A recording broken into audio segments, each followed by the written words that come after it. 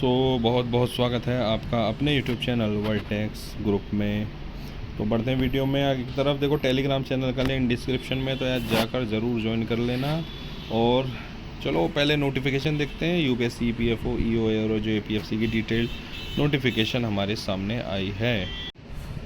तो बढ़ते हैं नोटिफिकेशन की तरफ। तो देखो नोटिफिकेशन आपका सीधा सीधा एनफोर्समेंट ऑफिसर के लिए, जैसे टोटल वैकेंसीज़ थी 156, वही आपके वैकेंसीज़ हैं। कैटेगरी वाइज आप देख सकते हैं, इसमें सब इसमें मेंशन कर दिया गया है।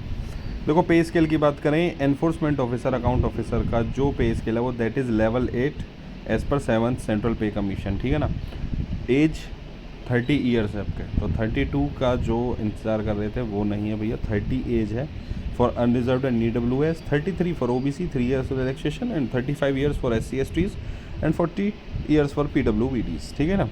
और असेंशियल क्वालिफ़िकेशन यही है, बैचलर्स डिग्री, बस और कुछ नहीं है। और उसके अलावा देखो ग्रुप बी की पोस्ट है, नॉन मिनिस्ट्रियल है, हेडक्वार्टर नहीं दिल्ली में है, यही बात है, ठीक है ना। हेडक्वार्टर इज़ न्यू दिल्ली, ठीक है।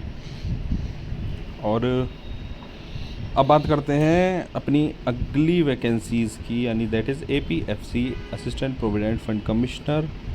टोटल वैकेंसीज़ जैसा पहले मैंने आपको बताया 74 वैकेंसीज़ हैं, जिसमें 32 for unreserved, EWS 7, OBC 28, SC 7, तो no vacancy for ST category.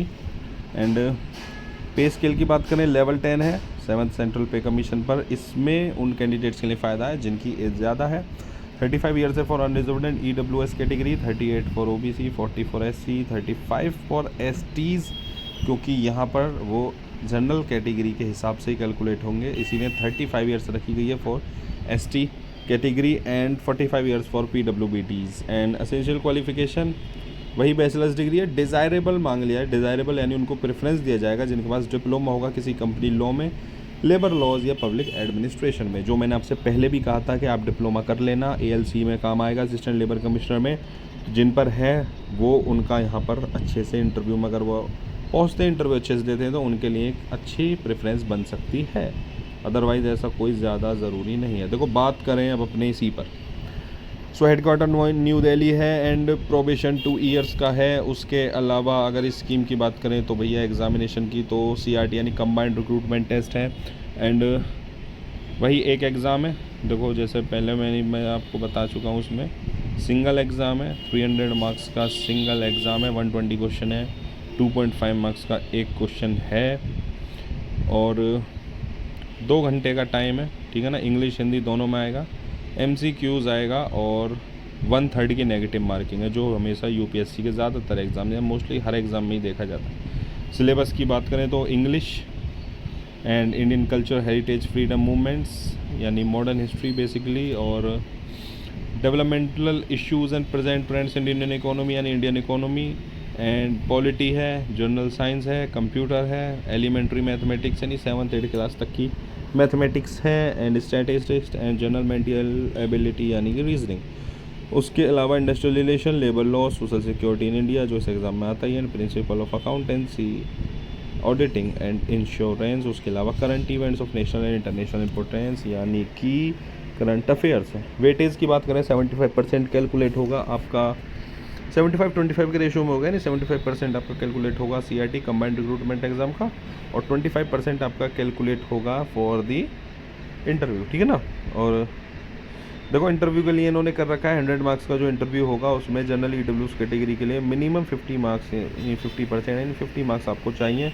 OBC के लिए 45 and above, and SC/ST 40 and above, ठीक है ना।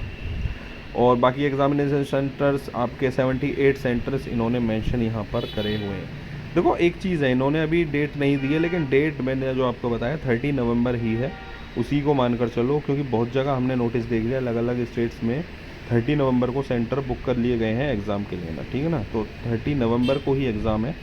तो अब हमारे पास अगस्त, सितंबर, अक्टूबर, नवंबर भी लगभग पूरा है, हमारे पास ऑल एंड ऑल अगर मैं बात करूँ तो अभी से लगभग 4 महीने का समय है, जिसमें से अगर मैं आखिरी के 15-20 दिन रिवीजन के निकालूँ तो चलो उसके बारे में भी अभी डिस्कस करेंगे। तो बेसिकली यही है नोटिफिकेशन में, और लेट मत करना, और इतने भी पागल मत होना कि आज कर दो कल कर दो, 3-4 दिन वेट करना, उसके बाद आराम से अप्लाई करना, ठीक है ना।